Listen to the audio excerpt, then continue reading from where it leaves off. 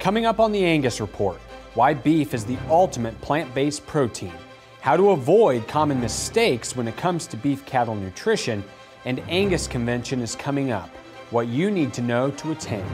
Then we hear from youth on why they love the National Junior Angus Show. This is the Angus Report. Welcome to the Angus Report. I'm your host, Clint Mefford. Today we're talking about plant-based protein. It's a popular term consumers use to describe many meatless meats. Ali Ludi has more on why beef is the ultimate plant-based protein. Sarah Place, Senior Director of Sustainable Beef Production Research at National Cattlemen's Beef Association, was a speaker at the Beef Improvement Federation. She argued that beef is the original plant-based protein. Here's why. We have this trend of plant-based products out there, right? And I would argue that we already make a high-quality plant-based protein in this industry, right? And we use a technology that does it, that is mobile, doesn't use fossil fuels, produces a high-quality organic fertilizer, and is self-replicates, right? It's cattle. And so maybe we just need to talk about what we do in a little bit different way, right? And take back those terms like plant-based. I mean, we're a plant-based products, right? We value-add plants. That's what we do in the beef industry. We take plants that can't be used for other things, and we value-add them with cattle. So just taking what we do day to day and saying it a little bit differently, I think can help break through and resonate with consumers that don't have an agricultural background, right? A lot of it is just doing it, right? Just getting out there and telling that story and telling it in a different way, right? And also being, looking at ourselves and saying, how can we make that even better, right? That's our strength. How can we make it even stronger? Cattle are upcyclers, which means they take something of little or no value and create something of superior value. We often sometimes hear, especially in kind of mainstream media articles, about how it takes a lot of feed to produce beef, especially as compared to, say, chicken or pork, right? And usually what those ratios are showing us is dry matter pounds of feed to pound of gain, which is one way to look at feed efficiency, but it masks the fact that, again, most of what cattle eat is not human edible food. It's forage, it's byproduct feeds. So when we actually look at the feed that theoretically could be eaten by people, that we feed cattle, it's pretty much flat across the board comparing cattle, chickens, and pigs, right? But if you take it one step further, right, most of what we feed cattle that's human edible is actually corn, and not corn and soy, which is what we feed to our pigs and chickens in this country. And the reason that's important is because soy can be a high-quality protein for people to eat if we had to. And so when we take that into account, beef is actually superior when it comes to feed conversion efficiency on a protein basis as compared to chicken and pork, right? And so really that comes back to, again, that cattle, they're ruminants, and they're able to take this stuff and make high-quality protein. They don't need to eat a lot of high-quality protein. That's what all those bugs in the rumen do, right? They make protein for the animals. So that unique aspect to the biology of the animal is key for sustainability, right? It makes us superior from an upcycling standpoint. Place also reminds ranchers that beef production is not a major greenhouse gas contributor in the United States. So I think one of the big issues, at least in the media, I don't think it's a huge issue for consumers necessarily, but something they hear a lot are the greenhouse gas emissions that come from cattle production in the U.S., right? And so just to be clear, according to the EPA, greenhouse gas emissions from beef are 2% of U.S. greenhouse gas emissions, right? So that's something that we can all kind of communicate and get out there.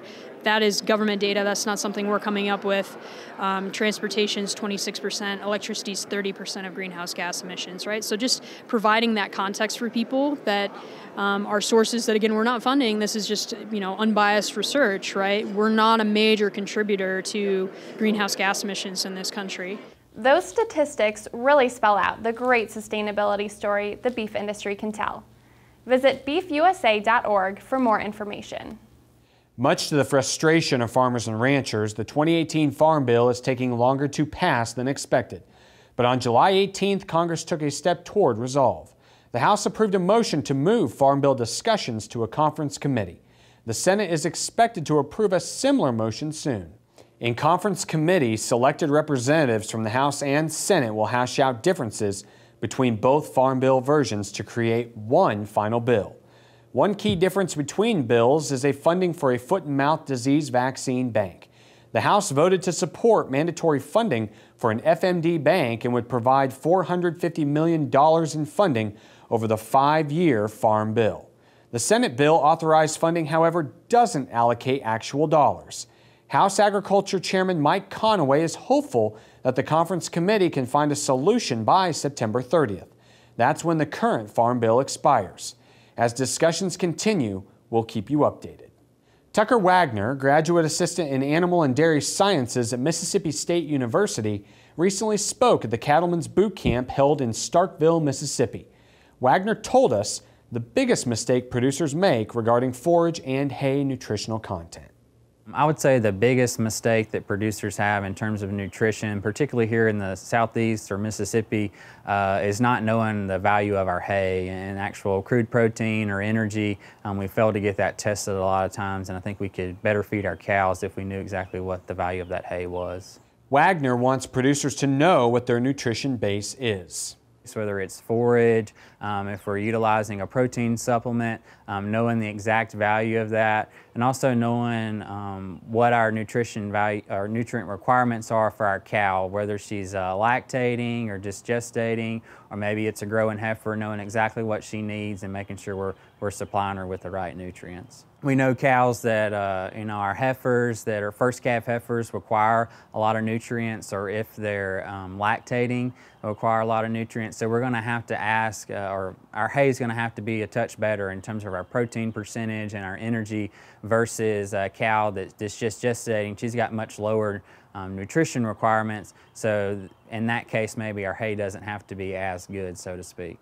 Planting more nutritious grasses like Bermuda and utilizing fertilizer are options to rake a more nutritious hay crop in the South, and proper storage can reduce nutrition loss in that hay.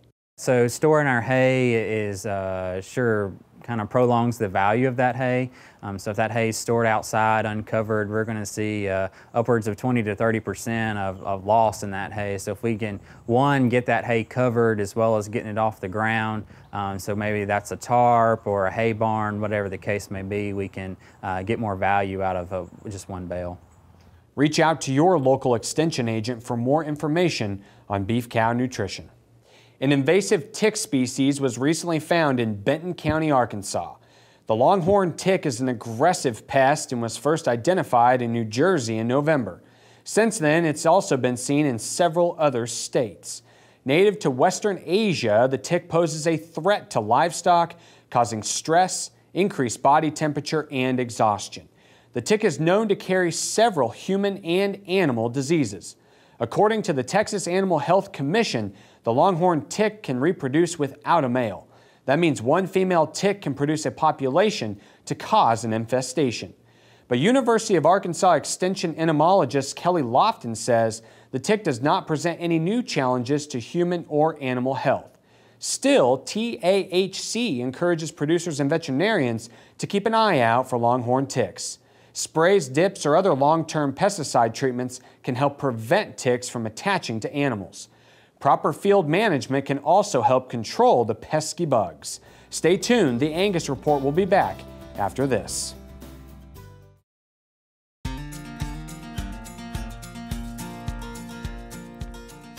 Welcome back. Angus Convention is only a few months away. It's an event you don't want to miss. Rachel Robinson has more. Angus Convention is a time for breeders from across the country to come together, share new ideas, and move the Angus breed forward. This year, Convention heads to Columbus, Ohio, November 3rd through 5th to celebrate the Certified Angus Beef brand's 40th anniversary. Ellen Cassidy, American Angus Association Executive Assistant, has been hard at work planning the annual event and gives us a glimpse at this year's schedule.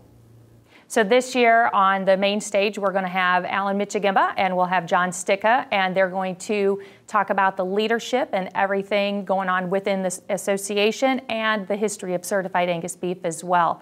The educational experiences that we are going to offer this year at convention cover a wide variety of items. Mine particularly, I am excited about the tax offering incentive seminar that we're doing this year. It's going to only be open to 100 participants. It's a free course, but you do have to sign up. We also have Angus University, and it is open to a lot of people, whether you have cattle or you don't.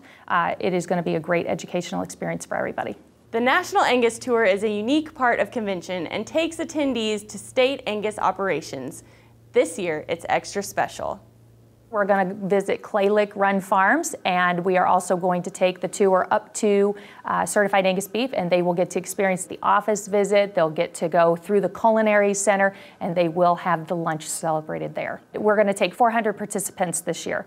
It's a little bit more than what we took last year, but we think that that's going to be the best. We won't have a driving portion of that. Everyone will get on the bus this year. Cassidy shares why you should register today. There are so many industry leaders and so many new innovative ideas that are shared there. There's a lot of camaraderie in between members themselves that get to talk and interact with each other. Breeders should definitely attend because they not only have the opportunity for the educational experiences, but they have the opportunity to speak up and use their voice on Monday at our annual convention of delegates. It is our 135th year, and I would highly suggest that you come attend and be able to participate in that. Visit angusconvention.com to register today. We check in now on the latest cattle market news with our market update, brought to you by Cattle Facts. Hello, I'm Troy Bockelman with the Cattle Facts Update.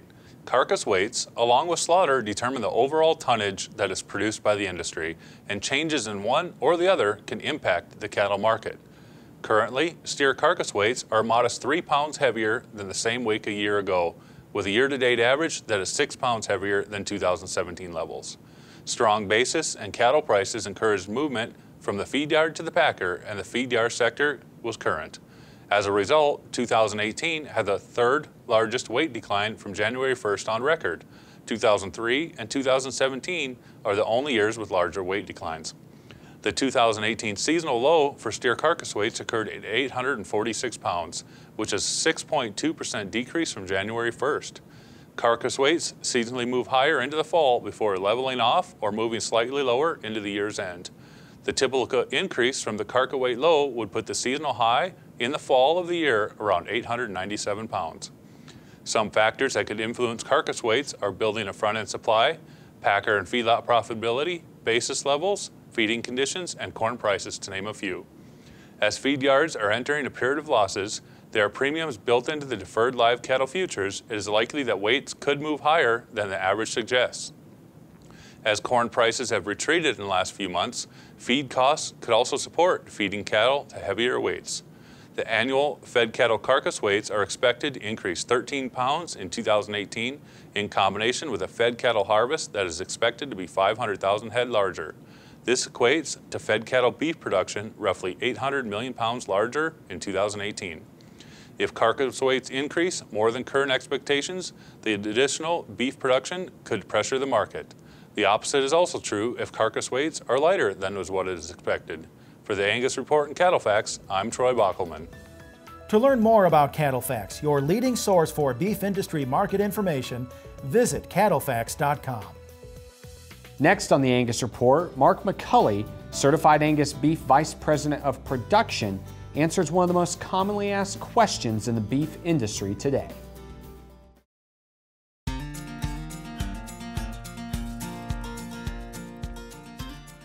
It can be confusing. Why is the price of beef inelastic even when the market fluctuates? Certified Angus Beef's Mark McCulley addresses the why. Cattle prices go up, beef prices follow. Cattle prices go down, beef prices remain. A rancher might wonder, what gives?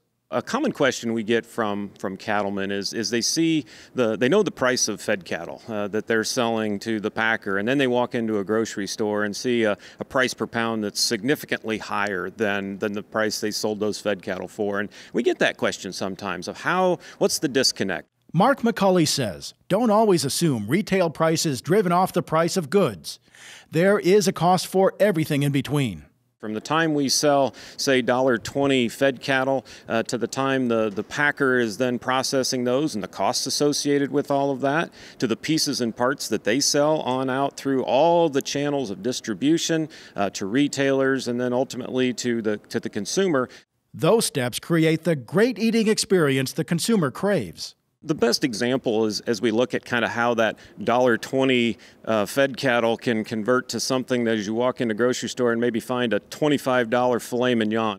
A 1,400-pound steer produces a 900-pound carcass that only yields 14 pounds of tenderloin. just a few pounds that can command high dollars at the counter. It represents less than 2% of the total weight of the carcass, but contributes, 7 to 8% of the total value. That's important for cattlemen to keep in mind while they make genetic decisions about their herd and decide which traits to emphasize. The demand signals are still really, really good. And as we've increased the quality of the herd, what we've seen is the packers' ability to have more high-quality product, more choice, more certified Angus beef brand, more prime to sell. It's allowed them to pay more for all fed cattle because of the rising tide, if you will, of quality, and how that's sent a very strong signal back all the way through the system. Premiums paid for quality remain strong. For the Angus Report, I'm Bob Cervera. Visit blackinkWithCAB.com and Angus.org for more information. We'll be back with the Angus Report after this.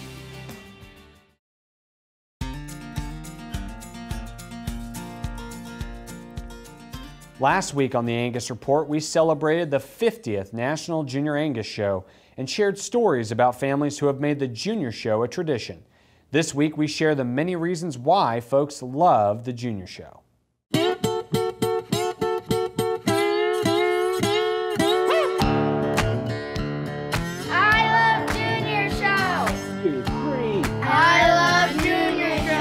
Hey, wait a second, you didn't say anything. I like Junior Show. I love Junior Show. I like Angus cows. One more time, okay? I like Angus cows. Perfect. Give me a high five. Junior Show prepares me for the future. With the public speaking contest, they help me with getting over the fear of talking in front of big groups of people or even just small groups of people. And they help me learn more about the breed and just have fun.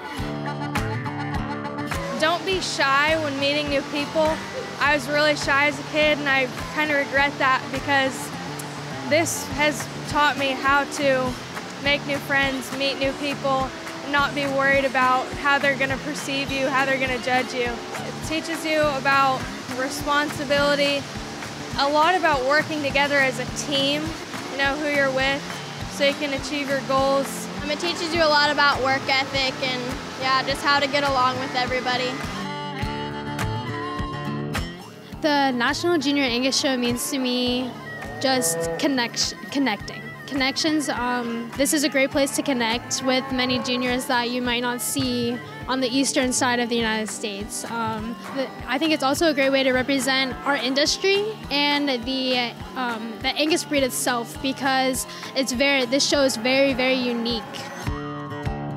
My favorite thing about Junior Show is when you get to show and you win prizes. My favorite thing about Junior Show is probably showing my cattle. My favorite thing about Junior Show is probably showing and doing all the contests. My favorite thing about the Junior Show is I get to come around the country and I get to see all these people I haven't been able to see throughout the year, or I only get to see a few times throughout the year. And I get to hang out with all my friends that have now become family throughout the years.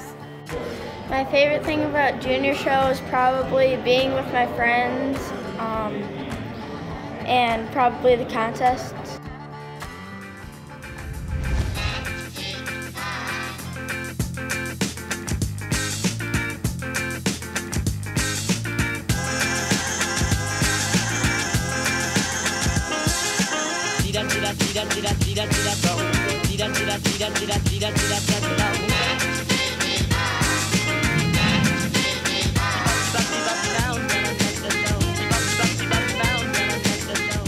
My favorite memory has to be pretty much anything involving the CAB cook-off. Doing those skits and meeting with friends to practice them is always so fun, and it's great performing and just having a good time. When I think of Junior Show, I think of trying my best, showing my heifer, and trying my hardest. When I think about Junior Show, I think about all the stuff that I could win and my friends and contests and and yeah. So the first thing that comes to mind when talking about the national show would probably be the hardworking juniors who are just so eager to compete, and all the. I also think about the contests and competitions that we're excited to compete in, and I just think of a huge interweb of family and friends and just fun here.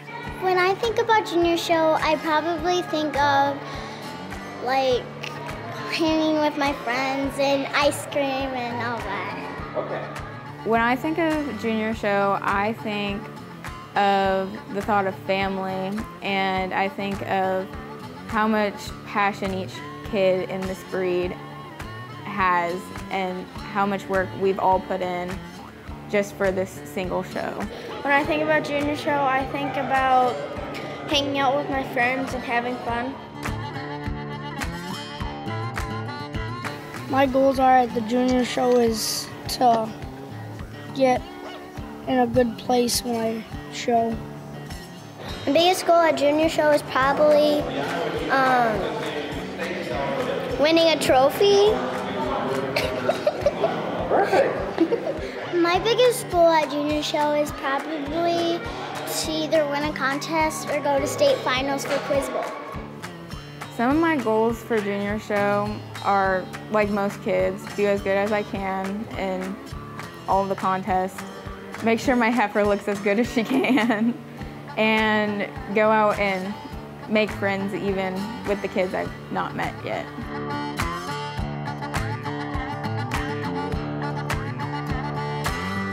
Sometimes there's doubt about the beef industry, but you can see here that it continues on and it's still growing, and more and more kids are becoming involved in Angus every day. So.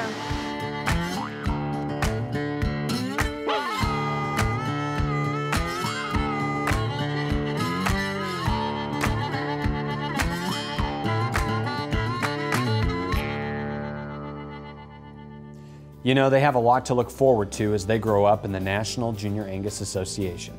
That's all for this week's Angus Report. We'll return next week at this time for more cattle news and highlights. In the meantime, subscribe to our YouTube channel, Angus TV, where you can watch more from the association. Thanks for joining us.